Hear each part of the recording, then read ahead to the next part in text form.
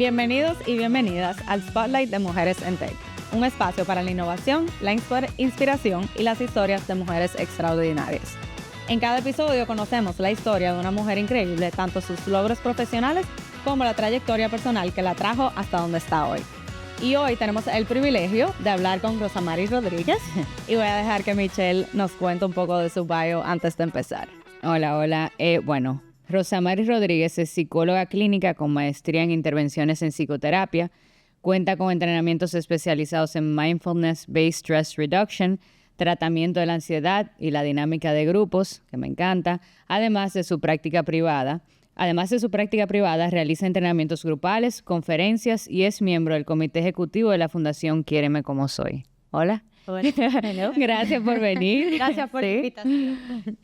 Nosotras siempre, a pesar de toda la trayectoria que tú tienes, nos gusta comenzar por el principio, o sea, quién tú eras como niña, porque a veces vemos a estas mujeres inspiradoras que tienen toda esta capacidad de liderazgo y creemos que llegaron hasta ahí como por pura casualidad. Y escuchar la historia, pues, nos deja saber que nosotras también podemos. Entonces, cuéntame cómo tú te describirías cuando era niña, qué tú soñabas. Bueno, yo era una niña muy conversadora, muy divertida. A mí se me sentaba quien sea al lado y yo le hacía preguntas y conversaba con adultos. Siempre fue esa una de mis características me dice mi tía y mi mamá que yo siempre me sentaba en los aviones y al señor o la señora que yo tuviera al lado yo entablaba inmediatamente una conexión.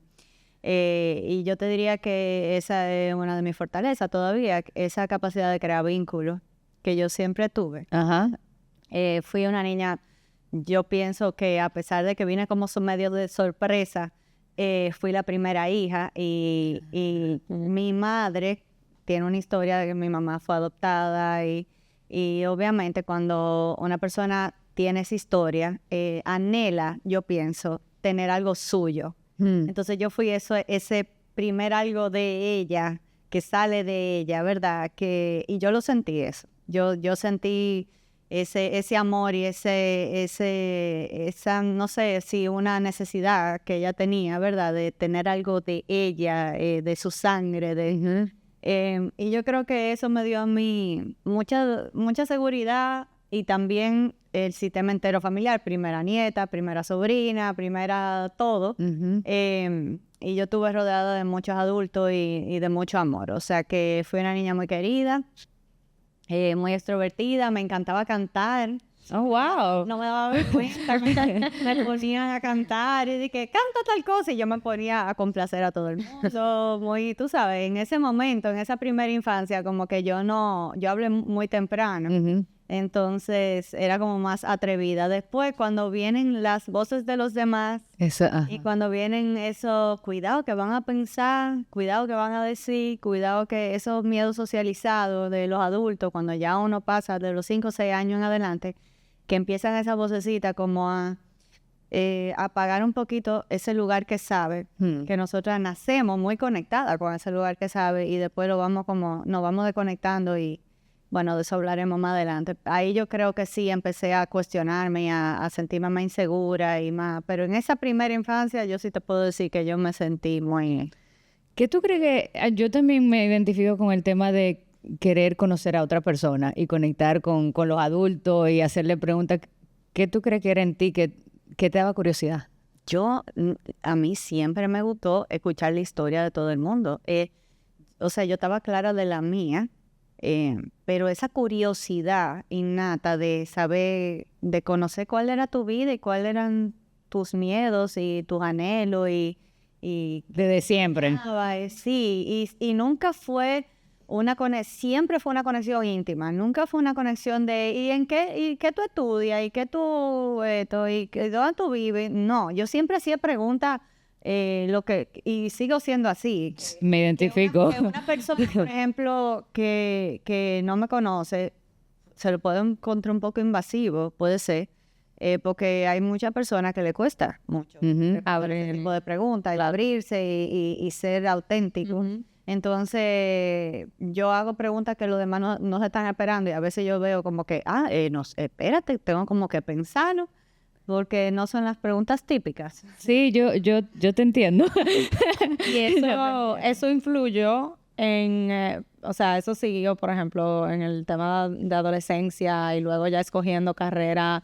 Eso fue parte como de ese proceso de... No, ahí surgieron varias cosas en el camino que, por ejemplo, siempre fue así, porque eso siempre fue esa curiosidad sobre los demás, sobre entender a los demás, sobre conocer a los demás. Y ese, vamos a decir, no me gusta usar el Spanglish mucho, pero hay palabras que se traducen igual. Ese shared humanity, ¿verdad? De yo sentirme conectada contigo porque tú tienes miedo a tal cosa y yo lo puedo entender. Claro, porque conozco tu experiencia y ya entiendo lo que hay detrás. Y conectar por medio de la humanidad y no desde el ego. Entonces, también pasaba que mis padres tenían sus propios retos de salud mental. Entonces, yo creo que lo que tú más amas cuando tú eres niño son a tus padres. Y amar a dos personas con sus retos fue lo primero que yo necesitaba sentir que ellos pertenecían al mundo. Ellos. Ajá. Es raro que ahora es que lo estoy como pensando. Pero a mami se le dificultaba mucho la socialización. Entonces, no siempre era una persona que caía bien o le costaba ir a tardes de té, cumpleaños, cosas así. Para mi mamá eran como difíciles. Pero entonces ese anhelo mío de niña yo necesito que a mi mamá la quieran y que ella también pertenezca.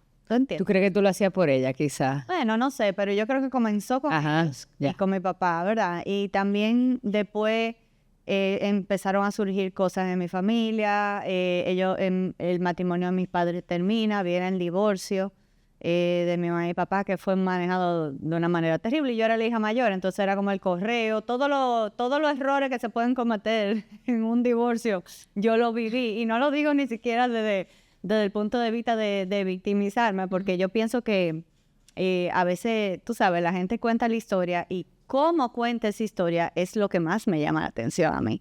Porque si tú cuentas la historia desde, entonces mi mamá me hacía esto y mi papá me hacía esto y me usaban de correo y yo fui una hija parentalizada. Sí, a mí me pasó todo eso, pero sin la connotación de víctima. De carga, ajá. Y también adueñándome de que no fue fácil, claro, pero al mismo tiempo eso me dio mucho poder y me dio muchas herramientas. ¿Entiendes? Entonces, primero vivo eso y después la muerte de mi papá, que sin duda alguna fue algo que me marcó, que fue un antes y un después en mi vida. Y ahí fue que yo entendí la importancia de la salud mental, porque él muere cuando yo tengo casi 15 años. Diantre, que una edad, wow. Sí. Y cuando tú pierdes a un papá de esa manera, no es lo mismo que un accidente, una enfermedad. Muerte es muerte, y tú dirás, bueno, es lo mismo, pero no es lo mismo. Hay una connotación de vergüenza, hay una connotación cultural negativa, hay mucho juicio, hay mucho dolor sucio. Hay dos cosas. En cualquier situación hay dolor limpio y dolor sucio. Dolor limpio es la muerte. Se murió papi. Dolor sucio es lo dejamos morirse. ¿Cómo no nos dimos cuenta? Debimos haber hecho. Debimos habernos dado cuenta. Toda esa culpa, toda esa... ¿qué van a pensar? ¿Qué van a decir? Toda esa cosa que vienen a ensuciar el dolor, que simplemente se murió. Un duelo. Pero el dolor sucio se agrega a la situación creando un sufrimiento innecesario. Entonces yo he tenido como los años, décadas, para hacerle una autopsia a esa muerte de papi. Y darme cuenta de, wow, esto es un dolor sucio que se agregó, de limpiarme yo, de todo ese dolor sucio y quedarme nada más con el dolor limpio, que él estaba enfermo. ¿Entiendes? Y que la depresión es una enfermedad que hay que seguir estudiando, que hay que seguir trabajando. Pero ese sentimiento de cómo no me di cuenta y mirando para atrás, claro, era mi papá, era lo que yo conocí, para mí era normal. Pero ahora, siendo terapeuta, me doy cuenta que todos los síntomas estaban ahí. Claro. ¿Entiendes? Eso sub y baja, todo estaba ahí. Lo que pasa es que era mi normal, entonces yo no entendía. No tenía con qué comparar. Claro, no tenía... Y por ejemplo, esto ya se desvía un poco del tema, pero alguien que lo vive en su casa, digamos, con alguien, ¿tú crees que influye la educación en el tema que realmente ayuda a identificar esos síntomas, esas señales? O es difícil cuando realmente tú es un familiar sea tuyo. eso normal, porque eso es lo que tú ves todos los días y no tiene, aunque lo tenga la teoría de lo que realmente es una señal, igual es difícil como identificarlo en la casa. Yo creo que ahora mismo tenemos un exceso de información tan grande que todos los papás, desde que ven a los hijos tristes, creen que se van a hacer. Creen que sí. Estamos en el otro extremo de la situación. Y ahora las amenazas que enfrentamos son hasta tecnológicas. O sea, el tema de las redes sociales, el tema de... Entonces, tú dirás el tema de las redes sociales, no es el tema de las redes sociales, que estamos desconectados de nuestros hijos, de nosotros mismos, el hijo está marginado en una habitación al frente de una pantalla, ¿verdad? Entonces, los retos que había en el 1993 cuando se murió el papá no son los que hay ahora. No, claro. ¿Entiendes? Entonces, hay más formas de evadir ahora, hay más... Pero yo creo que el exceso de información desconecta a uno de lo Que de tampoco uno mismo y de tus hijos, porque entonces tú lees, tú buscas y tú crees que lo que tú estás leyendo es lo que tú estás viendo. No. Entonces, mi primer trabajo es dejen de leer ya. Que tampoco es la solución. ¿Qué es lo O sea, que está pasando aquí? No hay que educarse. Claro. Pero es que yo creo que hay un bombardeo de sí, educación que el extremo también no es positivo. que tenemos que ver. Tristeza no es depresión. Duelo no es depresión. Si hay una razón para estar triste, hay tristeza. Si Es coherente, se le murió claro. a alguien, tiene un motivo para estar triste, es un duelo. Claro. Entonces, ¿qué depresión es lo que hay que definir? Y ¿verdad? Eso es más profundo y uno ya no pudiéramos ir por ahí. En esa, sí. hablando, pero, yo, para responder a tu pregunta, yo pienso que tenemos que escucharnos nosotros más y no confiar tanto en la lectura y en el contenido que estamos consumiendo. Y por ejemplo, voy a hacer una segunda pregunta con eso porque que me parece interesante.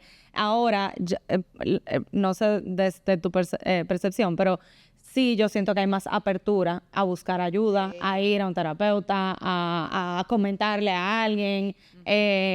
Eso también, por lo que veo, es obviamente muy bueno, pero por otro lado, es lo que tú comentas, que de repente todo el mundo genera dependencia.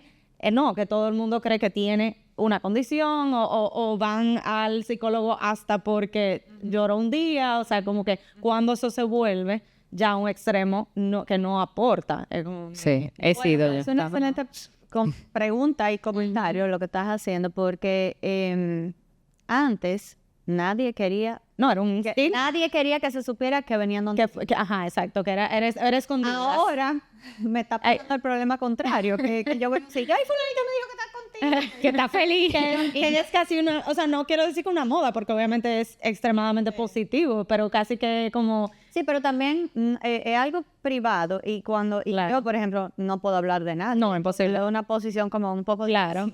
Pero aparte de eso, yo te diría que los psicólogos tenemos que tener cuidado. Tenemos que tener cuidado con no generar dependencia sobre nosotros. Claro. Nuestro trabajo no es convertir a la gente en títeres de psicólogo. Nuestro trabajo es acompañar, pero promover la independencia. Claro. Y esa es una de las razones por las cuales yo a mis clientes le llamo cliente y no paciente. Porque yo veo la psicología como una forma de despatologizar, no patologizar. Okay. Wow. Entonces, ¿qué necesidad tengo yo como terapeuta de decir paciente? ¿Será que hay algo en mí que yo tengo que limpiar? Okay. ¿Qué me da la palabra paciente? Como que te voy a curar. Estoy sanando a alguien, además, qué responsabilidad. Okay. Háblame ahí del síndrome de impostor. Ajá. Cuando a mí me entrenaron para decir paciente, pero yo tenía ese síndrome de impostor tan famoso, que era una de las preguntas que tenía Michelle, ¿verdad? Surgía mucho para mí ahí, porque espérate un momento, si este ser humano está pasando por esto, y espera que yo voy a... No, y espera, no solo espera, que yo estoy viendo que yo en mi vida estoy enfrentando retos similares. También, exacto. Yo soy muy humana. Claro. Y yo no me voy a... Y los psicólogos humanos. Entonces, esa palabra paciente me está poniendo a mí por encima de él y de alguna manera le manda el mensaje a la persona que me necesita a mí para sanar. Y yo de verdad creo que todo el mundo tiene adentro de sí mismo lo que tiene para sanar. El trabajo de nosotros es acompañarlo a encontrar esa herramienta. acompañar, no resolver, no cambiar, no nada de eso. Claro. Entonces, desde esa palabrita ya hay una expectativa, un millón de expectativas. En la palabra psicólogo, en la palabra paciente, en la palabra... Entonces, esas son las cosas que tenemos que revisar. Wow. Interesante. Yo quiero volver un segundito a la niña de 15 años. Yo, bueno, cuando estaba hablando del suicidio, tuve un familiar cercano que también murió por suicidio y ya yo era adulta y para mí fue muy difícil como integrarlo, como yo no sabía dónde poner esa muerte, porque como que, bueno, fue un ataque cardíaco, ay, qué mal, o fue tal cosa, ¿entiendes? Entonces, fue la primera vez que dije, wow, qué complicado tiene que ser para una persona, para todo el mundo, como estaba haciendo para mí, integrar esto. Es que tú no sabes dónde ponerlo porque no es algo que por lo menos yo había visto antes. Y de verdad me dio mucho trabajo. Yo duré meses como tratando de integrar eso dentro de mi propia experiencia. Hasta el mismo duelo me dio trabajo vivirlo porque no sabía dónde etiquetarlo, en qué cajita ponerlo. Entonces, tú tenías 15 cuando pasó, ¿cómo trabajaste tú eso? Y digamos, ¿quién fue Rosamari ya a partir de esa edad? Mira, la cultura no te permite elaborar ese duelo. Ese es el problema. Ya. El problema es que yo soy una persona que cuando a mí me pasa algo traumático, difícil, doloroso, yo lo tengo que hablar. Esa es la forma en que yo lo proceso. Sí. Yo tengo que agarrar a mi gente que yo confío y yo necesito hablarlo, yo necesito llorarlo, yo necesito expresarlo. Entonces, con la muerte de papi, yo me di cuenta que había como la cultura, el mensaje es, esto hay que procesarlo en silencio y privado dentro de la familia, como una connotación de vergüenza. Pero ¿qué pasa? Increíblemente, yo no cogí esa, ¿no? Yo dije, yo no tengo por qué tener vergüenza de eso. Mi papá era una persona enferma, que yo tuve clara de una vez. Mi papá, él no es ningún pecador que se va para el infierno, que si no va para el cielo, que si toda la Claro. que habían, que como que iba a haber una consecuencia natural de la forma en que él eligió irse, ¿verdad? Nada de eso, ¿verdad? Para mí nada de eso. Y tú desde ese día lo sabías. Desde ese día yo lo sabía. Incluso cuando tanta gente me dijo todos estos disparates, que yo agarré a mis hermanos, los senté y le dije, la gente le va a decir esto a ustedes, eso es mentira. Wow. Estaba enfermo, él se murió, él no nos quería dejar. Si él tomó esta decisión era por lo mal que él estaba. Nosotros no sabemos lo mal que él estaba para tomar esta decisión. Él nos amaba, él no nos quería abandonar. O sea, y de hecho, mi hermana me dice cada rato, gracias a Dios que tú me lo dijiste tú, porque cuando vinieron a decírmelo de la otra forma, ya estaba parado. Wow. Entonces, eso fue lo primero que yo noté. Y también la pena. Y la pena denigrante. Y yo me recuerdo entrar al colegio 3 días después y todo el mundo mirarme como la pobre, Dios mío. Y eso te da teriquito. Nadie quiere que lo vean. Nadie. ¿Entiendes? Entonces, Alguien cerca de mí que perdió a alguien, después yo oí diciendo, esto no se pega. Esto no, o sea, como que no se me tienen que alejar, no se me tienen que esconder, porque esto no se pega, la muerte de un familiar no se pega, y eso siempre se me quedó. Como que al final esa persona no necesita ese callado y ese... en la familia. Exacto, eso siempre me pareció, como que se me quedó. Claro, porque yo recuerdo que en ese momento, porque la cultura no te permitía elaborar el duelo. Y yo siento que una de las contribuciones que yo hice fue, yo voy a hablar de esto. Claro. A mí no me importa, yo no tengo ningún tipo de vergüenza. Y yo voy a hablar de él y hablé, y lo procesé, y lo dije, y la persona alrededor de mí quizá aprendieron algo de eso y quizá no. ¿Tú me entiendes? Porque al sol de hoy yo sigo hablando de eso. Yo no estoy aquí hablando de eso. Totalmente. Claro. Vergüenza de cómo él se fue al revés. Yo estoy muy orgullosa de haber sido su hija. Lo extraño muchísimo. Me siento mucha tristeza cuando veo la hermosa familia que hemos construido, como lo hemos decidido honrar, ha sido cuidándole a sus hijos, a sus nietos, ¿verdad? Y creando esta familia. Y claro, cuando estamos toditos juntos, me da muchísima pena porque digo, contrale, qué pena que él se perdió esto. Claro. Pero él siempre va a estar con nosotros. Y la única forma que él se mantiene es usted hablándolo y hablándolo. Y recordándolo. Y a cada rato él era un personaje, o sea que dejó muchísimo material. Material por... Si tú le pudieras decir algo a esa niña tuya adolescente que tú le dijeras. Bueno, que fue muy valiente. Claro, hasta yo. Porque yo tenía pánico, obviamente, miedo y muchísima preocupación. Y nosotros, ¿qué va a pasar con nosotros ahora? Además de que yo creo que ahí fue mi nacimiento. Eso era lo que... Ese momento fue mi nacimiento porque mi papá era muy impositivo, muy machista, Ajá. español de esa época. Y él tenía, lamentablemente, porque digo eso, porque le costó su vínculo conmigo, él quería imponerme quién yo debía de ser en vez de preguntarme quién yo era. Wow. Entonces yo no sabía quién yo era. Entonces cuando él muere, que es la persona que me dice lo que yo tengo que hacer, lo que yo tengo que... Es que yo digo, lo primero que siento es pánico, porque digo, se murió el protector de nosotros, ¿qué iba a ser de nosotros ahora? Y ahí tú ves cómo la cultura, la dependencia que crea la mujer sobre los hombres de la familia, ¿verdad? Era un patriarcado hasta ese momento, y ahí es que nace el matriarcado, que es realmente mi familia. Wow. Mujeres toman el control de mi tía y mi mamá, toman el control de la familia, mujeres fuertísimas, donde su voz, yo nunca la había escuchado hasta que él se murió. Y su salida hace que esta mujer encuentre en su voz como yo encontré la mía. Y ahí es que yo digo, espérate un momento, se acabó el terror porque yo le tenía pánico. Entonces se acabó el miedo, se acabó el terror y ahí yo experimento como culpa porque había una parte de mí que a pesar del dolor se sentía aliviada. Sí. Y me di cuenta que muchas cosas pueden coexistir al mismo tiempo. Tú puedes sentir un dolor profundo por la pérdida de la parte saludable de tu papá, pero cuando una persona muere, muere lo de esa persona que te hacía feliz y muere lo de esa persona que te hacía sufrir. Claro. Tenía una parte muy oscura. Claro. Entonces yo sentí mucho dolor y mucho alivio, pero entonces del alivio sentí culpa y por eso yo llego a terapia. Y ahí empiezas. Y ahí empiezo yo mi proceso personal. Y la terapeuta que me tocó fue maravillosa. Ella me hizo cuestionarme mi sistema de creencias, darme cuenta de qué creencias eran limitantes y cuáles no eran verdad, y el dolor sucio que yo le estaba agregando a la situación. Y cuando yo vi el trabajo que ella hizo conmigo, yo dije, esto es lo que yo quiero hacer. O sea, me contestaste la pregunta de cómo tú decides lo que tú quieres hacer. ¿Qué tú le dirías, antes de entrar en tu carrera, qué tú le dirías a una joven o una mujer que esté en una situación donde ella sienta que no tiene voz? Bueno, hay muchas mujeres que sienten que no tienen voz, pero yo creo que ahora lo que está pasando es que no es tan... Algunas es por la misma situación mía, ¿verdad? Que tiene adultos a su alrededor. Niñas, claro. Entonces ella no se conoce, ella no confía en sí misma, ¿verdad?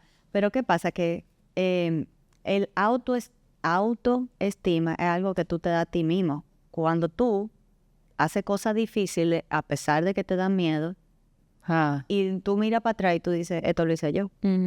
Entonces, ¿qué pasa? Que si nosotros no aprendemos a struggle, a sufrir, a exponernos, aunque tengamos pánico, aunque si le seguimos huyendo la incomodidad, ¿verdad? No vamos a llegar a la autoestima.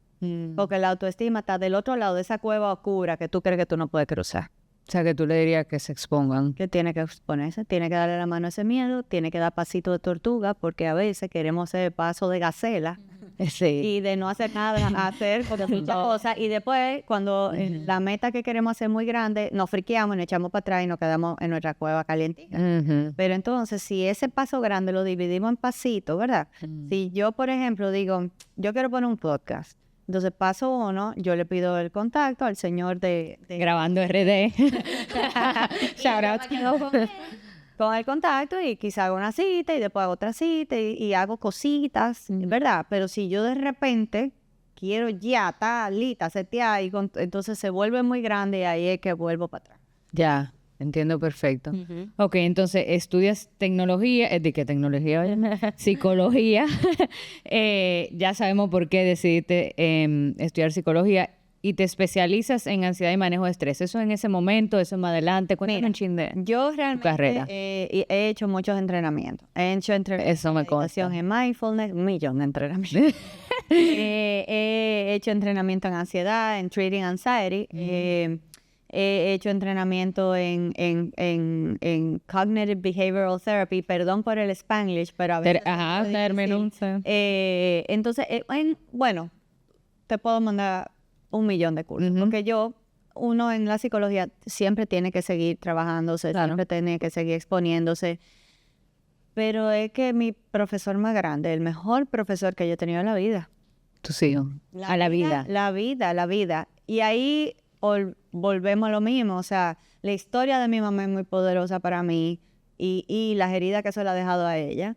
La historia de mi papá es muy poderosa para mí, ha sido un maestro. Mis hijos han sido mis mejores maestros, pero yo me he dado cuenta que lejos de ser una persona, es que tu maestro es la persona que tú tienes al frente de ti que te está detonando. Los detonantes son nuestros profesores. Nos están enseñando dónde no hemos sanado todavía. Si hay una persona que te quilla, que te detona, que te pone el estómago duro a tu tarea. Ahí hay que investigar. Ahí tu tarea no se trata de esa persona, se trata de ti, te está enseñando algo. Entonces así es que yo llevo mi vida. Y todos los días tengo que hacer mi trabajo personal. De detonantes que tengo, de situaciones que paso donde yo digo, ¿qué es lo que... Por ejemplo, uno de mis trucos para yo seguir trabajándome todos los días es, si lo veo, lo tengo. ¿Cómo así? Si yo, por ejemplo, digo, esta tipa así envidiosa. Y después yo me agarro otra vez. Ay, esta tipa así envidiosa. Ok, yo estoy siendo envidiosa. ¿Qué es lo que me está dando envidia a mí? ¿Por qué? Porque nosotros tenemos luces y sombras. Tenemos cosas de nosotros que nos encantan y son las que le mostramos al mundo, ¿verdad? La parte más bonita de nosotros. Pero nuestras sombras, que todas no son malas, son necesarias y sirven un propósito. Están ahí, pero no queremos adueñarnos de ellas, queremos empujar para abajo. Sí. Entonces, ¿qué pasa? Por ejemplo, yo te digo la envidia, porque en estos días he tenido como 2 clientas mías que han estado con el tema de que si son envidiosas, ¿verdad? Y yo le digo, pero es que a mí me encanta la envidia, me fascina. Para mí es un GPS increíble de lo que tú quieres y no tienes. Ya, eso es todo. Entonces, a veces las personas se quedan atrapados en no, porque esta tipa está haciendo esto con el marido y pretendiendo con el marido y como que todo está perfecto. Sí, lo veo, lo tengo. Todo está aquello que. Pero cuando nos metimos con los pasos a investigar qué es lo que está pasando, y ella quería, por supuesto, cambiar el ejercicio. Y yo, no. Vamos a este mismo que vamos a hacer. Cuando vinimos a ver, la envidia no era sobre lo que ella estaba diciendo. En el fondo, lo que ella anhela es tener una persona con la que ella tenga ese nivel de intimidad y no lo tiene. O sea, no se trata de... O, por ejemplo, otra clienta mía que una vez me mencionó que su cuñada, que su cuñada... Esto es un ejemplo buenísimo. Que su cuñada estaba embarazada, ¿verdad? Y que se lo fue a decir. Y ella como que no sabe por qué sintió envidia. Porque ella tiene 3 hijos, que porque ella... no sabe por qué sintió esa emoción. Porque ella no estaba buscando. No, ella tenía 3 hijos. Entonces, indagamos, porque qué señora, hay que indagar, esto te está diciendo algo. Entonces, cuando indagamos, ella había tenido muchas pérdidas y obviamente esta cuñada viene con una semana, sabe que estaba embarazada y se lo quería decir a todo el mundo. Entonces, lo que esto fue...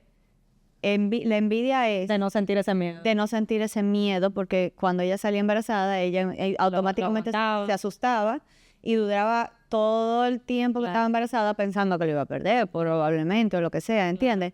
Entonces, claro, fue necesario el ejercicio para ella darse cuenta, wow, esto fue más difícil para mí de lo que yo me imaginé. Y algo tan sencillo como decir, no se trataba de la cuñada, no se trataba de nada, se trataba de... Qué duro fue para mí esto que yo viví. Claro. Y qué incertidumbre en esos embarazos. Qué bueno hubiese sido poder no tener miedo y disfrutar a mi bebé desde el día 1. ¿Tú me entiendes? Claro. En ese terror. Sí. Entonces, esos GPS que son nuestra sombra, ¿verdad? Que son... Ese tipo así critica. Yo critico muchísimo en mi cabeza. No lo digo en voz alta, pero en mi mente. A ella juzga demasiado. Ok, ¿cuál es el regalo que te da juzgar? Piénsenlo. Juzgar. Que puedo ver en el otro algo que quizás no tengo o no sé. O sea, ¿por qué tú juzgas una situación? porque me creo mejor. Yo creo que es protección. Y el regalo que te da juzgar es discernimiento, Ya. ¿verdad? Te deja muchísimos regalos. Tú puedes evitar juzgar. A veces no. Tú puedes evitar decirlo. Exacto, es verdad, porque te llega el pensamiento. Pero señores, toditos juzgamos. Claro. Yo oigo el día entero, no juzgar, no juzgar, no juzgar, no juzgar. Y en mi mente es como que soy imposible. O sea, tú puedes controlar, tu primera reacción va a ser juzgar. Y tú puedes decir, convertirte, que es cuál es la meta mía como profesional, desarrollar el testigo, aumentar tu nivel de conciencia. Entonces, en ese momento, esa tipa es un avión.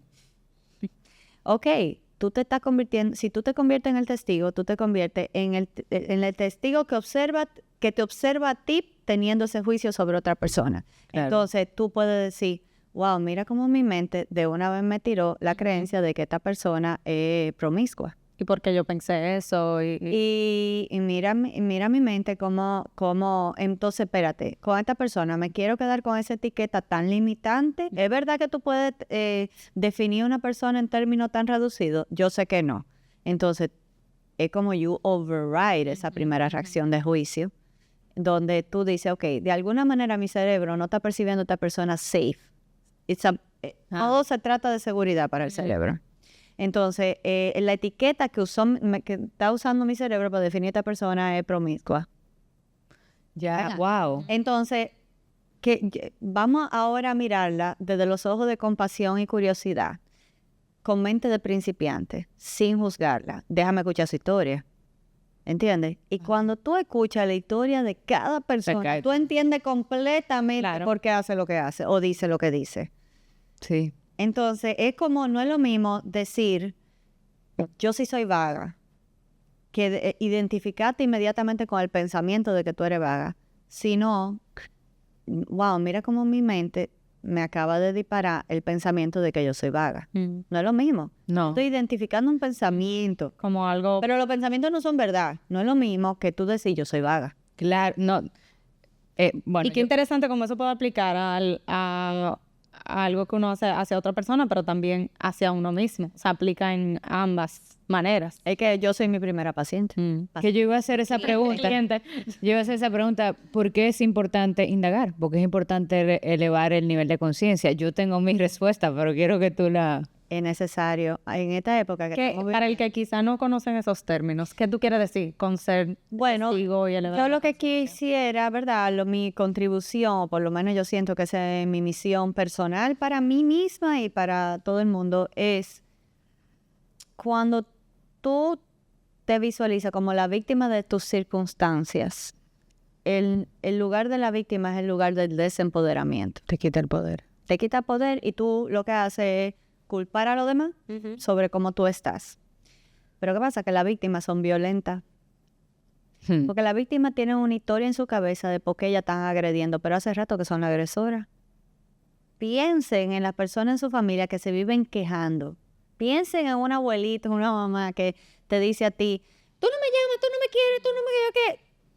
Que está con ese nivel de expectativa para que tú llenes los huecos de su vida. ¿Cómo te hace sentir esa persona a ti? Malísimo. ¿Te dan ganas de llamarla? No. Entonces, ¿entienden lo que le quiero decir? Totalmente. Cuando yo puedo agarrar a una persona, a un grupo, y hablar de cómo tenemos este tipo de reacciones donde estamos culpando o a nosotros mismos o a los demás, ¿verdad? Estamos stuck, estamos parados. Claro, no tengo... Eso no va a resultar en... Entonces, cuando elevamos nuestro nivel de conciencia, decimos, ok, yo estoy, en vez de ser la víctima que está agrediendo, yo me estoy observando y digo, wow, ¿cuánto yo me victimizo? Sí. ¿Cuánto yo me quejo? Si yo me pongo yo la tarea, puedo hablar de mí. Si yo me pongo yo la tarea de esta semana, yo voy a observar mucho mis pensamientos. Yo me voy a dar cuenta, Dios mío, pero yo sí pienso de mi cuerpo. ¿Y cuánto yo me critico cuando me veo en el espejo?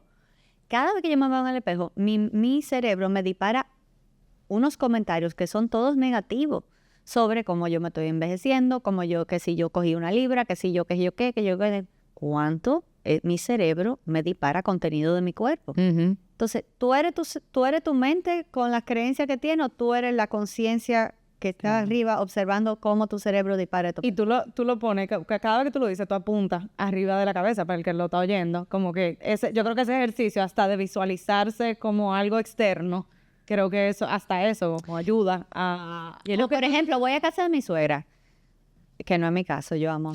Yo te iba a decir, pon un disclaimer o algo. No, yo amo a mi suegra, la adoro, y a mi suegro, la adoro. Pero pon tú que esto es una queja en común en consulta que yo digo. No me gusta ir a casa de mi suegra. No quiero ir. Ok. Evasión, ¿verdad? No quiero ir porque me siento mal, pero yo digo, pero es que no, vamos a investigar. Yo quiero que tú vayas con mente de principiante, sin el juicio de lo que dijo o no dijo. Y yo quiero que tú observes qué es lo que te pasa a ti. Porque, ¿por qué el estómago se te pone duro cuando tú estás allá? Observa tu cuerpo, observa tu mente, observa tus emociones. ¿Qué pasa? ¿Entiendes? Vamos a investigar. Cuando la persona viene de allá para acá, sin identificarte con que ella es mala, ella no es mala, ella es un ser humano que ha tenido una historia, que ha tenido, o sea, compasión. Vamos a empezar pero, por ahí. pero ¿qué pasa contigo? Porque ella quiere culpar a la suegra de no sentirse bien en ese espacio. Pero el problema lo está teniendo tú. Claro. Porque el otro no es responsable de cómo tú te sientes. Entonces, Y ese mensaje tan importante. el otro no es responsable de cómo tú Y me lo digo a mí y se lo digo. Ese mensaje es muy importante, sí. Entonces, ahí vienen para atrás diferente, con otra narrativa. Bueno, me di cuenta que no me gusta lo que ella habla. No me gusta que ella nada más se enfoca en que la mesa esté bonita, en que esto, lo otro, porque de alguna manera, como yo soy tan práctica, en mi cabeza yo lo veo como que al lado de ella, yo nunca voy a poner una mesa así, pero ese es tu problema. Ella te está poniendo una mesa bonita porque a ella le gusta eso. A ti no te tiene que gustar eso, tú puedes ser más práctica.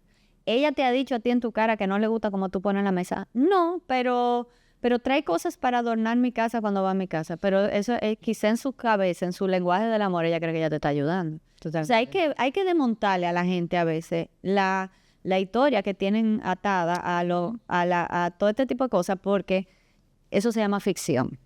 Entonces, parte de mi trabajo es limpiar qué es un fact, qué es un hecho, sin lugar a duda, y qué es ficción que tú le estás agregando. ¿Cuál es la narrativa ficticia que tú le agregaste? Y es lo que, o sea, y el ya verlo desde ese punto de vista, desde arriba, como te da paz, ¿entiendes? Te empodera y te da paz, porque ya tú sales, como tú dices, de ese rol de victimismo, de la angustia, de estar como esta persona me está haciendo, no me está haciendo nada, esto es lo que está pasando, tú limpias y te sientes bien. Pero también Final. tú tomas responsabilidad. Y tomas responsabilidad. Y eso es doloroso a veces. Eso Porque depende del tema, sí, es verdad. Cuando tú comienzas a ver lo que tú haces y la cantidad de veces que tú lo haces, Uy, sí, me ha es pasado. doloroso. Y te lo digo porque hay cosas de mi boca que salen que yo digo, Dios mío, yo no puedo creer que yo acabo de decir esto a mi hijo. Claro. Que los hijos son expertos en detonar a uno. Detonar. Mira, esa es la víctima. ¿Tú ves? Los hijos son expertos en detonar a uno. No, nosotros no detonamos porque lo amamos demasiado y a veces estamos tan cerca que creemos que sabemos mejor que ellos lo que ellos necesitan. Y también ese es otro tema. Sí. Pero lo que te quiero decir es que cuando yo me detono, ¿verdad? Por cualquier razón, yo me estoy dando cuenta que yo tengo un patrón y que lo hago muchas veces al día. Y ver a veces es doloroso. Ver lo que nosotros hacemos es doloroso. Ver cómo nosotros nos desconectamos es doloroso. ¿Entiendes? Hasta que nosotros aceptamos. Entonces tampoco me gusta la palabra aceptar mucho, porque acéptate a ti misma. Ajá, dame los 500 pasos que yo necesito saber para yo llegar ahí, ¿verdad? No, y Acéptate como si fuera tan fácil, ¿verdad? No, O sea, y que a veces sí hay cosas que uno, en vez de aceptarla, como, ¿cómo se dice? Como, o sea, que realmente se deberían de trabajar. Y a veces como que no, acéptate, yo soy así. O sea, así que yo soy. O sea, yo hablo mucho, yo critico, ok, me acepté, pero ¿cómo esto está mejorando? Pero en realidad no se aceptó, eso es lo que te está diciendo Claro. esa persona a ti, para defenderse. Pero es mentira, no está en paz y no está alineada con su integridad. Entonces, a mí no me gusta la palabra aceptar y todo este fin de semana tuvimos un grupo entre las amigas y una terapeuta increíble que tenemos, que contamos con ella, que ella decía eso mismo, de aceptar es una palabra loaded, ¿entiendes? Porque suena a veces como desesperanza, como que todo lo que hay, y no lo es. Pero también me gusta más decir, es que no es algo que yo tengo que cambiar o aceptar, es que hay que dejar que esas cosas pertenezcan. Es que esa parte que critica de mi cabeza pertenece, y esa juzgar pertenece, y sentir vergüenza pertenece, y hay que dejar que estas emociones estén. Se siente más amable decir pertenecen, que es verdad, se siente, tiene como más peso. O sea, yo prefiero pertenecer, ¿tú me entiendes? O sea que sí, me gusta ese. Tú sabes que mi tarea este fin de semana en el trabajo personal que hicimos fue descubrir que yo tengo mucho problema con el tema de la víctima, porque yo soy una persona que se resiste. Digo, también es que yo estoy rodeada de gente que nada más se viven quejando, entonces sí, yo tengo un tema con la víctima, y mi tarea personal es dejar que ella pertenezca también. Wow, claro. Yo la tengo afuera de la puerta, tirada, abandonada, la rechazo, le tranco la puerta en la cara, pero también ella pertenece, ella hay que abrir la puerta. O sea, mi trabajo fue abrir la puerta y dejarla que esté en la entrada. No hay que el resto de la puerta. Pero también ser honesto donde estamos. Eso que tú decías, por ejemplo, yo veo en mí que yo critico, que no lo puedo cambiar, pero también no solo es dejarlo estar, es también aceptar que no estoy lista para cambiarlo todavía. Lo veo, pero no estoy lista para cambiar. Exacto. Pero es diferente porque es ya como otra connotación. Pero la terapia es para decir lo que es, no venderle al psicólogo lo que... Sí, yo lo voy a cambiar. Yo le digo, yo no quiero que tú cambies. Yo no estoy en eso ahora mismo. Mi trabajo es que tú seas sincera con dónde tú estás. ¿Tú quieres estar ahí o tú no quieres estar ahí? Pues ya, no importa, eso sí. Tú estás hablando un poco de tu trabajo. ¿De qué manera las personas pueden acceder a tu trabajo? Tú estabas contándonos que tú estás haciendo talleres y cosas así. Para las chicas que nos escuchan, pueden haber chicos también. Hay muchos chicos. Sí. Déjame decirte que y hablemos de eso también, porque hemos hablado muchos ejemplos de mujeres, pero en tu trabajo, ¿cómo yo veo hombres y mujeres, y yo creo que el hombre no se le dio el permiso de ser vulnerable y de ser, o sea, le metieron en la cabeza que tenía que ser un proveedor y que tenía que cargar con el mundo, y muchas veces cuando yo veo parejas que tienen un niño con alguna condición, que acaban de recibir el diagnóstico de un hijo, que yo por mi trabajo lo veo mucho, ¿verdad?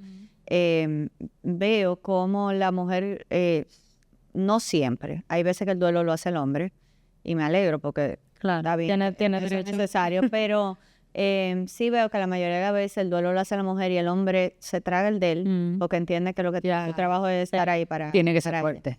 Y ellos necesitan el permiso y el espacio seguro donde ellos puedan ser vulnerables y trabajan muchísimas cosas, porque a los varoncitos no le dieron el lenguaje de él y no le enseñaron a conectarse con sus emociones, y de hecho ellos necesitan más ayuda que las mujeres ahora.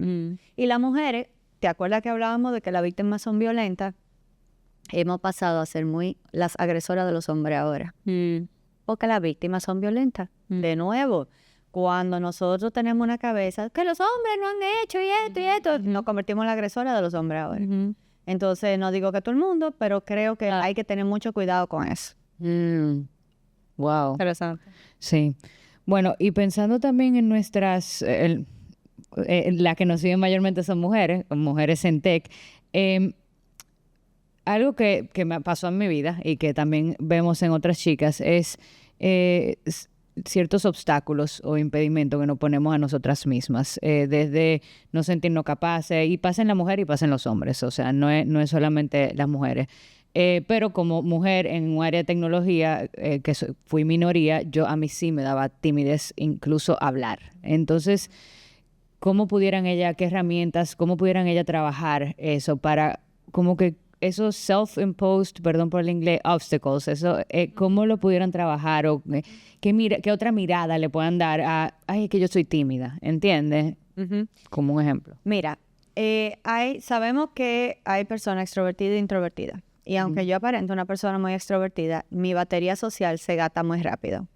Y yo me he dado cuenta de eso de mí misma, ¿verdad? Yo puedo ser extrovertida hasta un punto, pero como yo vinculo tan profundamente y te desgastas. Como mis preguntas no son de superficial, ni yo sé hacer mucho small talk, yo soy malísima para eso. yo me dreno mucho. O sea, es tanto lo que percibo y es tanto lo que veo y es tanto lo que absorbo que necesito esos momentos de introversión. Entonces, una cosa es, o sea, hay una parte de mí introvertida, aunque yo tenga la habilidad de ser extrovertida, ¿verdad? Eso es algo que yo he descubierto en mí. ¿Qué pasa? Que una cosa es tú ser introvertida y date cuenta que tu batería social se gasta rápido, que tú necesitas muchos momentos sola para volver a recargarte de energía y hacer las cosas que te gustan y escucharte a ti misma. Y una cosa es eso. Y una cosa es ansiedad social, que otra cosa. ¿Entiendes? Okay. Entonces, cuando la persona tiene un sentimiento de inferioridad en comparación a los demás, eso es algo que hay que trabajar. También, cuando tenemos ansiedad social, hay 3 tipos de asuntos en esta vida. Mis asuntos, lo que yo siento, pienso, quiero y hago. Los asuntos de los demás, lo que los demás sienten, piensan, quieren y hacen. Y los asuntos de Dios, el universo, lo que Buda, lo que usted cree. Que accidente, terremoto, muerte, enfermedades, diagnóstico, etcétera, ¿verdad? Muchas veces estamos metidos en el asunto de Dios. Cuando no estamos aceptando algo que acaba de pasar, como una muerte, un diagnóstico, ¿verdad? No tenemos el control del asunto de Dios y tenemos que salirnos rápidamente de ahí porque es un drenaje, es un escape de energía. Pero el escape de energía más fuerte que tiene una persona con ansiedad social y que le cuesta, que es tímido y que le cuesta salir y conectar, es porque están metidos en el asunto de los demás. Es porque mentalmente quieren controlar la percepción que los demás tienen de ella. Y entonces ahí ya yo sé que hay vergüenza. Que la persona está envuelta en un mantel de shame, vergüenza. Y vergüenza es pensar que hay algo malo en mí. No que yo hice algo mal, sino que hay algo malo en mí. De que yo soy defectuoso, diferente o que estoy flawed. Que es algo más fundamental. Que no es una Entonces, acción. es muy dañina la emoción de la vergüenza y es algo que hay que trabajar en psicoterapia porque es la raíz de ese sentimiento de inferioridad Entonces, porque vamos a suponer, yo estar aquí parada, hace unos años hubiese sido muy difícil para mí porque a mí me costaba muchísimo hablar en público, aunque no lo parezca.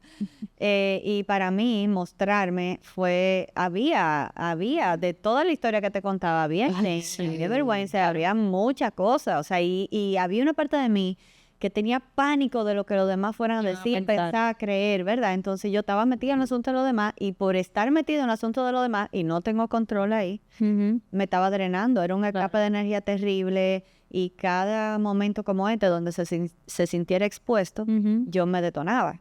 El trabajo más fuerte que yo hice fue renunciar a lo que los demás sienten, piensan, quieren y hacen. Entonces, donde nosotros tenemos que prestar atención en esa parte de nosotros. Hacernos esa pregunta. Cuando nos salimos de nuestros asuntos y nos queremos meter en cómo controlamos la percepción que los demás van a tener de nosotros, ahí es que nosotros nos enganchamos. Y eso da terror. O sea, primero, me encanta, es una súper buena herramienta para todo el mundo. O sea, primero hacernos la pregunta. O sea, ¿dónde estoy? ¿Estoy en mis asuntos? ¿Estoy en lo demás? Porque ya te libera. Tú dices, que yo estoy preocupada por lo que el otro va a pensar. ¿Tú te acuerdas? Tú me hiciste una entrevista una vez, un live. Yo estaba muriendo y tú dices que tú estás en los asuntos de los demás.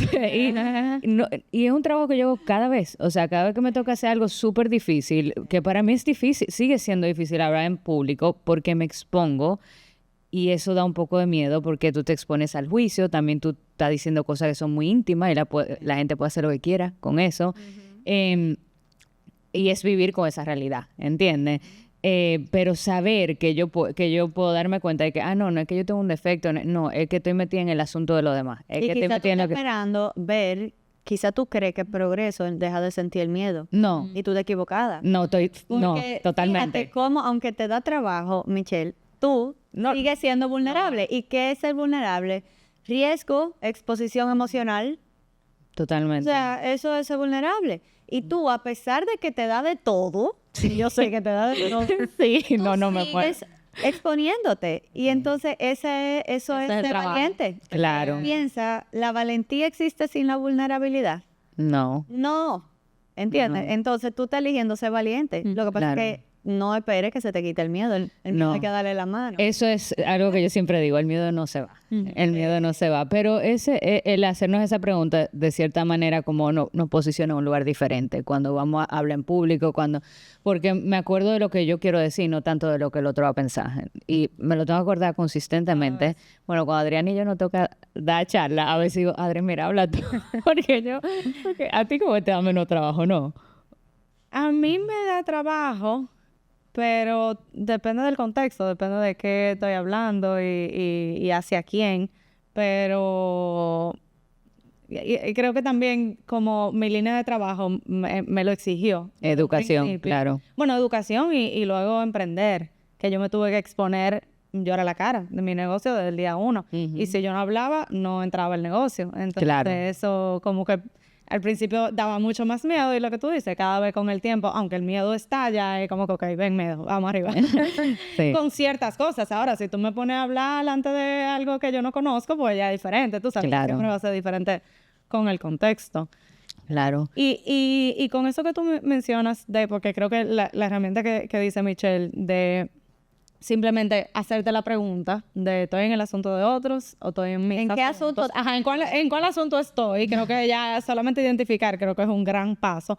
Pero para seguir quizá con la pregunta de Michelle, ok, ya identifiqué, pero ¿cómo puedo ir trabajándolo? ¿Cómo puedo salir de los asuntos de otros y trabajar en lo mío? Entonces, ahí es que está la pregunta. Entonces, ¿qué pasa? Que las personas se meten en el asunto de los demás porque es más fácil que meterse en su asunto. Porque cuando yo me meto en mi asunto, yo tengo que pensar en lo que yo siento, quiero, pienso y hago. Y a veces lo que siento, pienso, quiero y hago. Entonces, ¿qué pasa? Que sin mi ser auténtico, mi lugar que sabe me está diciendo, yo quiero hacer esto, pero yo tengo un tema de abandono. Y eso que yo de verdad quiero hacer, que es lo que mi ser esencial me dice, que es lo que yo de verdad quiero, va a entrar en conflicto con los demás porque los demás no van a estar de acuerdo o los demás no van a querer o lo que sea. Entonces yo estoy stuck ahí. Porque aunque yo sepa que esto es necesario, yo tengo miedo a perder el amor de los demás. Entonces, eso es un tranque que yo veo muchas veces, ¿entiendes? Que yo sé lo que yo tengo que hacer y yo sé lo que yo quiero hacer, pero entonces pierdo esto o no sé si pierdo esto. La mayoría de las veces es una ficción que la gente tiene, ¿entiendes? Pero sí definitivamente hay momentos donde tú tomas decisiones que algunos van a acompañarte y otros no. Claro. ¿Entiendes? Y tú tienes que ser lo valiente suficiente para ver la verdad. ¿Entiendes? Pero cuando, por ejemplo, yo estoy en el carro y todo está bien y de repente yo pienso en uno de mis hijos y yo siento ese duro en el estómago. Y de repente yo estaba bien, pero llegó un pensamiento. ¿Qué uno hace con esos pensamientos intrusivos? Por favor.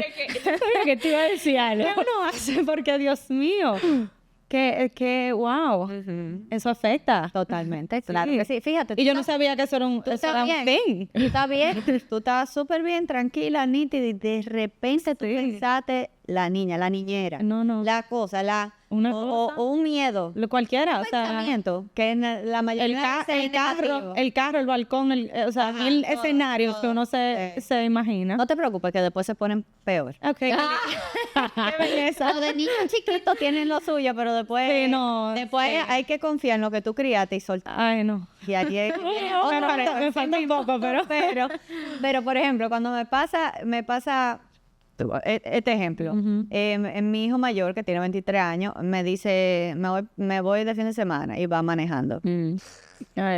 No.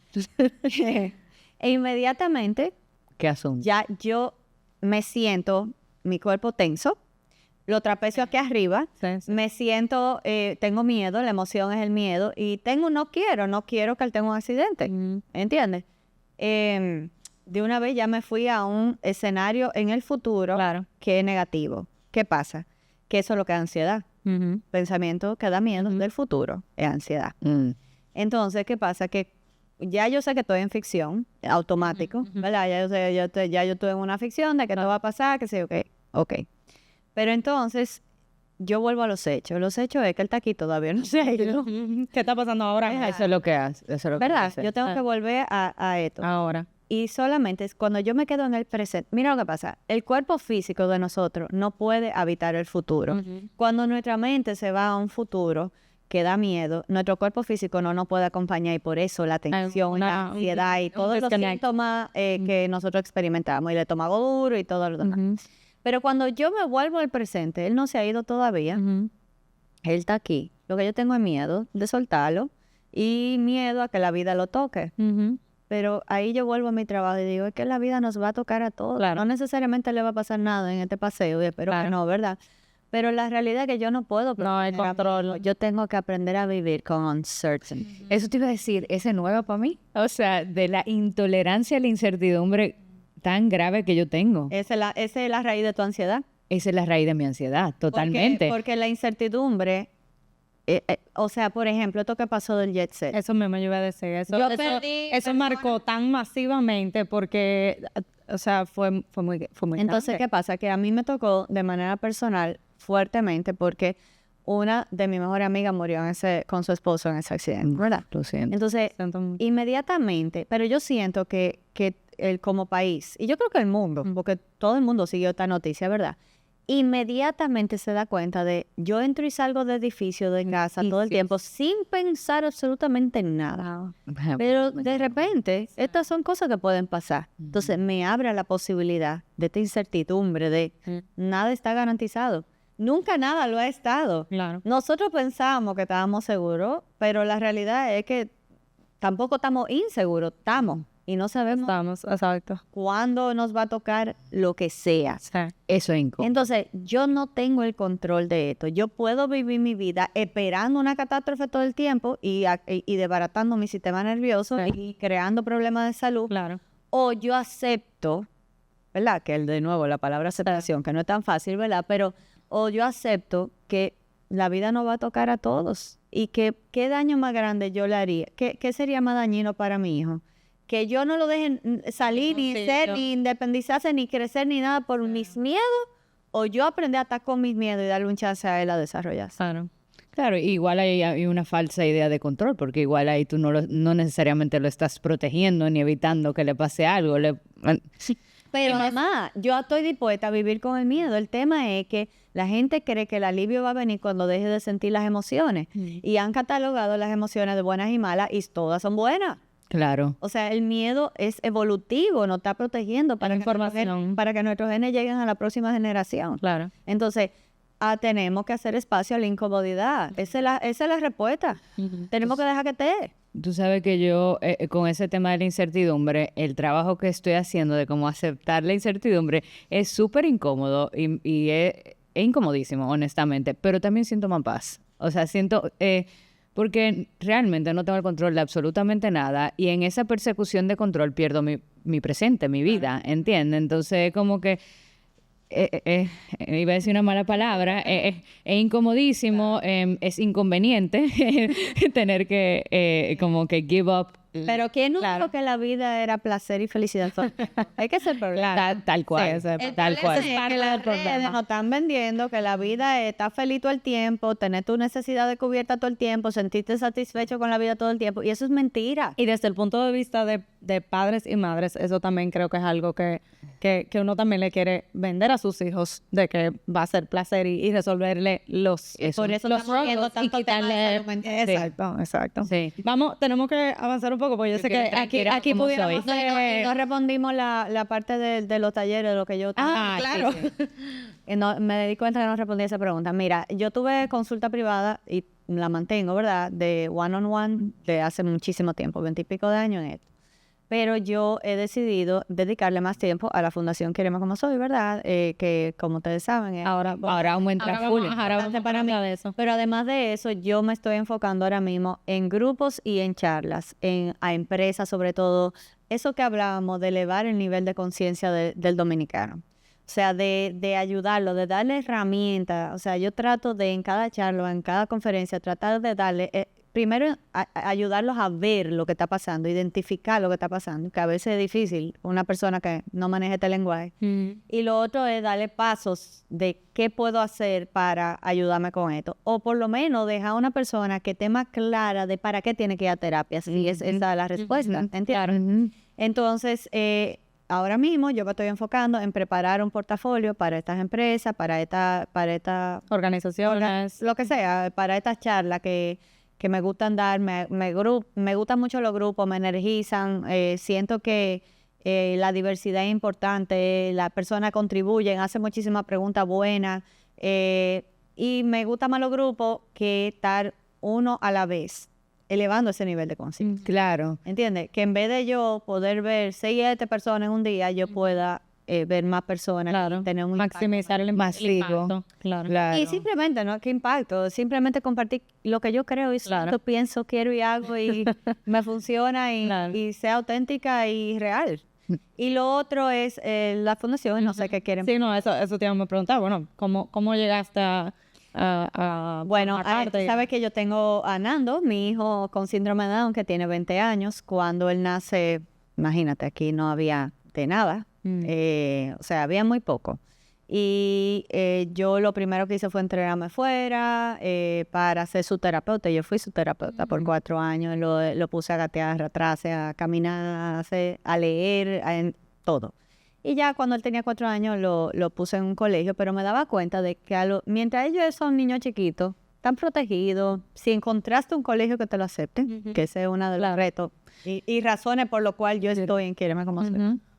Porque muchas madres, la cantidad de llamadas que yo recibo a la semana de personas que tienen un niño o con neurodiversidad o con discapacidad que no encuentran colegio que le acepten a su hijo, y eso a mí me parte el alma. Porque el mensaje que le están mandando los colegios y las empresas a nuestra población es: ustedes no pertenecen. Entonces, la misión de Quiéreme Como Soy es que todos pertenezcamos. Y enseñarle a la persona que en situación de discapacidad, el obstáculo no lo pone la discapacidad de la persona, lo pone la sociedad. ¿Cuál es el obstáculo? ¿Que tú te en silla de ruedas o que no haya rampa? El obstáculo es que no hay rampa. Claro. Entonces, la sociedad es la que está poniendo los obstáculos. Entonces, nosotros estamos educando. Yo he decidido, hace 14 años, 15 años, empezó la fundación con un primer evento, Quiéreme Como Soy. Yo me encontré ese nombre perfecto. ¿Quién no quiere que lo quieran como es? Todo el mundo. Entonces, nada, yo me uní. Obviamente, desde ese momento yo siempre ayudé, estuve muy cerca de las personas que estaban en el comité ejecutivo en ese momento, y cada vez que habían eventos los ayudaba, llevaba a mi gente, me ponía a vender ticheros, lo que fuera.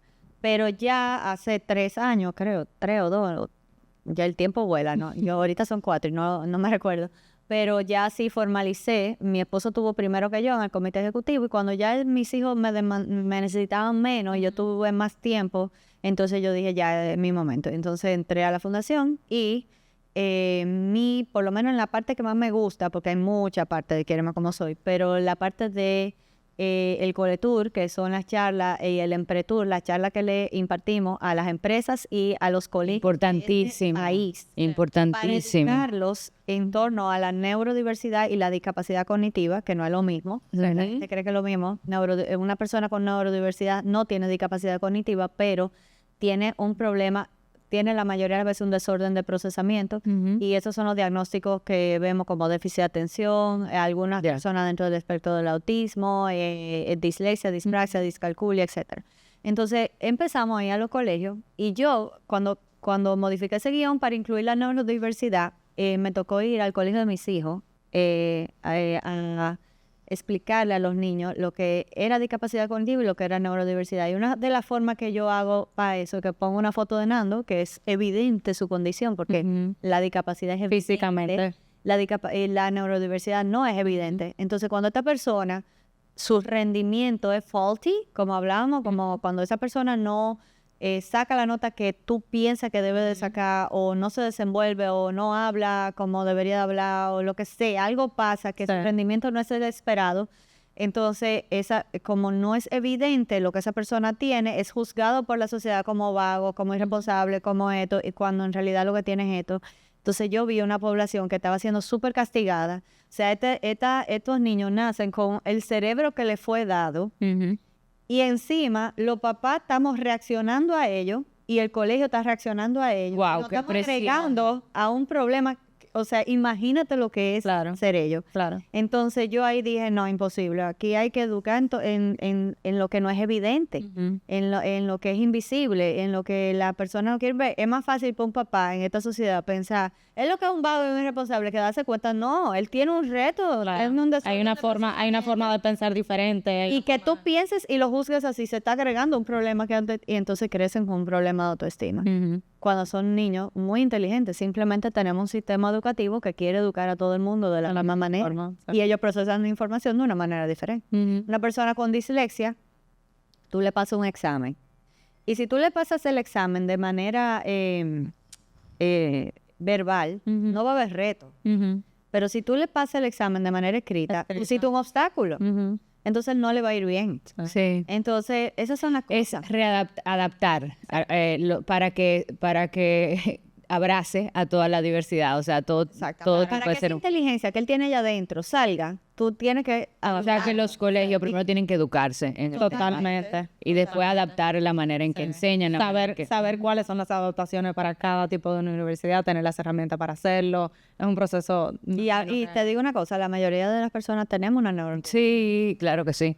Entonces, eso es lo que tenemos que... Sí. Entonces, cuéntanos, ya para ir finalizando, esa misión con Quiéreme como soy, bueno, ya sabemos cuál es, pero cuál es el trabajo que se está haciendo actualmente y quizá cómo la gente puede conocer más si le interesa. Bueno, tenemos una página. Yo invito a todo el mundo que entre a la página de Quiéreme como soy. Ahí están los servicios, ahí está nuestra misión, ahí están las cosas, cómo pueden los demás sumarse y contribuir. Ahora mismo estamos en el proceso de crear un voluntariado. O sea, que el que esté interesado puede escribir en la página y contactarnos, porque nosotros estamos creando ese voluntariado que queremos.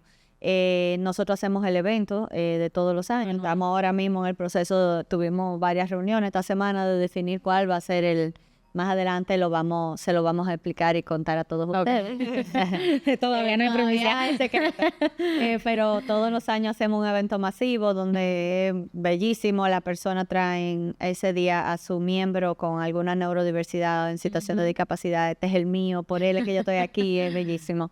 Pero además de eso tenemos muchos proyectos que ahora mismo estamos desarrollando, o sea que todavía no vamos a entrar en eso, pero sí fortalecer el Coletour y el Empretour, que son los ciclos de charla que queremos que todas las empresas de este país reciban esa capacitación. Sí, eso es necesario. Que nosotros les expliquemos lo que es una neurodiversidad para que entiendan que ese compañero de trabajo lo que deja de hacer o hace no lo está haciendo de manera personal. Claro. Es como su cerebro procesa la Claro. información.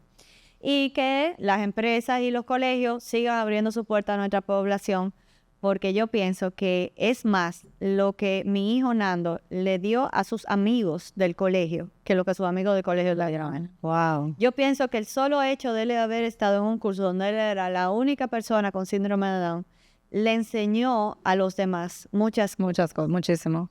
como, por ejemplo, si él puede, ¿cómo va a ser que yo no puedo? Wow, claro. ¿Verdad? Y lo otro es, si él pertenece, yo con mis retos también pertenezco. También. Es una invitación.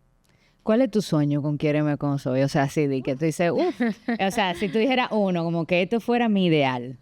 Bueno, yo quisiera que todas las personas en situación de discapacidad tengan un trabajo digno, que tengan todos los días un propósito personal que los levante, los saque de su cama y que los ponga a trabajar. Un sistema de transporte donde ellos puedan no ser dependientes de alguien que lo traiga y lo lleve. Yo sueño. Ajá. Sueño. No, No, sí. perfecto. Yo sueño con que la persona en situación de o sea, que tengan cualquier neurodiversidad, no crezcan con esos problemas de autoestima que nosotros le estamos agregando. Eso es la sociedad reaccionando a ello en vez de respondiendo a ello. Y yo pienso que simplemente aceptar la diversidad y dejar de hablar y de tener que celebrar el Día Nacional de la Discapacidad, el Día Mundial del Síndrome de Down. Ojalá que sea necesario. el día que lo dejemos de celebrar es porque ya está Integrado. y no hay ni que hablar de esto. Claro. Claro. Vamos ya a la pregunta final. Sí. Yo sabía, yo te veo ahí, mira. Bueno, Están haciendo señas. nosotros siempre hacemos una última, un final question, que yo lo sacamos en base a un post que tú hiciste en Rewired, que como tu red digital, Instagram. que decía que la piedra en el camino es tu camino. Y tú hablas de cómo estas piedras nos llevan a poder aceptarlo camino con todos y sus obstáculos. Y en ese mismo caption tú hablas sobre encontrar en ese mismo obstáculo el lugar de empoderamiento, con la pregunta, ¿qué se siente a libertad? ¿Verdad? Entonces, la pregunta va para ti es, ¿qué se siente a libertad para ti? Se siente a libertad enfrentar lo que yo estoy evadiendo. Porque la respuesta correcta, se siente a libertad, no a fácil ni a cómodo. Fácil y cómodo, ay, me siento incómoda, no voy ahí. Ya. Pero eso que tú estás evadiendo, lo estás evadiendo por una razón. Y para mí se siente a libertad de eso que yo sigo cancelando, finalmente decir yo voy ahí. Y yo voy a, ¿qué es lo que yo estoy evadiendo? Y verlo. Y verlo, y vivirlo, y atravesarlo.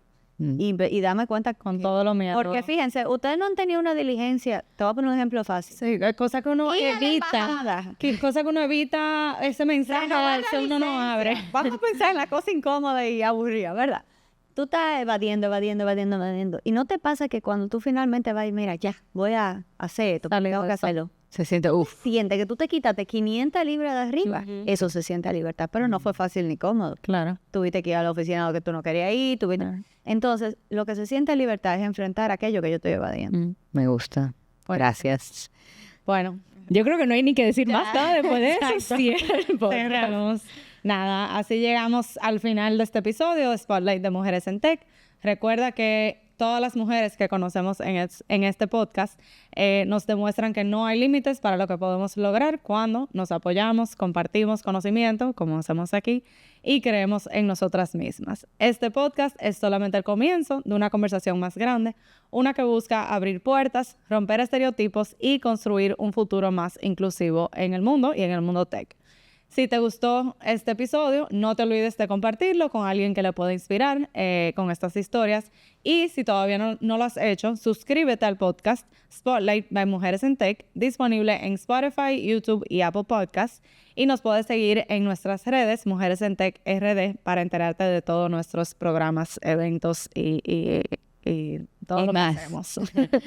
Igual, si quieres ser parte de la comunidad, puedes ingresar a nuestra página web, mujeresentechrd.org. Si vas a la pestaña de Únete, tenemos 2 formas de unirte. Como Mujer Tech, si eres una mujer que quiere conectar con una carrera, un trabajo y estás iniciando. O como embajadora, si ya quieres ser un vehículo para conectar a las otras mujeres en Tech. Gracias a nuestra invitada Rosa Mari de hoy por compartir su historia con tanta pasión y bueno, creo que aprendimos muchísimo. Fue terapia. Y nada, gracias por estar aquí hoy. Gracias a ustedes por invitarme.